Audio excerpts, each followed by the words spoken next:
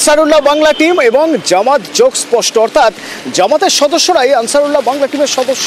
তদন্তকারীরা তো এরকমই মনে করছেন। কিভাবে তাদের এই ধারণা হচ্ছে জানবো। আমার সঙ্গে প্রণব রয়েছেন সরাসরি মুর্শিদাবাদ থেকে। প্রণব,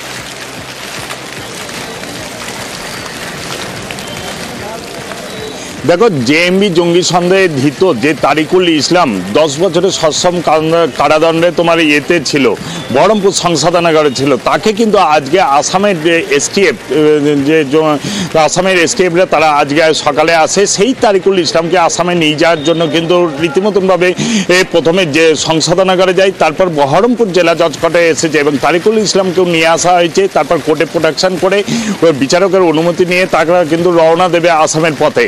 এবং বিচারকরা জঙ্গির যারা গোয়েন্দা তারা জানতে পেরেছে এই যে তোমার কদিন আগে আব্বাস আলীকে গ্রেপ্তার করেছিল আসাম এসটিএফ, এই আব্বাস আলীর সঙ্গে এই তারিকুল ইসলামের সম্পর্ক কিন্তু খুব নিবিড় ছিল। এবং এই আব্বাস আলী যে সময় তোমার বহরমপুর সংশোধনাগারে প্রায় 2.5 বছর জেলের মধ্যে ছিল একটি অপহরণের মামলা, সেই সময় কিন্তু এই জঙ্গি পার্ট সেই পার্টটা কিন্তু নিয়েছিল এই তারিকুল ইসলামের কাছ থেকে। এবং তারপরেও যখন সে জামিনে মুক্ত পেয়ে যায়, তারপর অনেকবারই আব্বাস আলী আসে তারিকুল ইসলামের সঙ্গে দেখা করতে এবং আব্বাস আলীকে জিজ্ঞাসাবাদ করে প্রচুর তথ্য পেয়েছে। এবং এই খাগড়াগড় বিস্ফোরণ কাণ্ডের মূলত যে সমস্ত জঙ্গিরা ছিল উপস্থিত ছিল তারা কিন্তু তারপর অনেকটাই গা ঢাকা দেয়।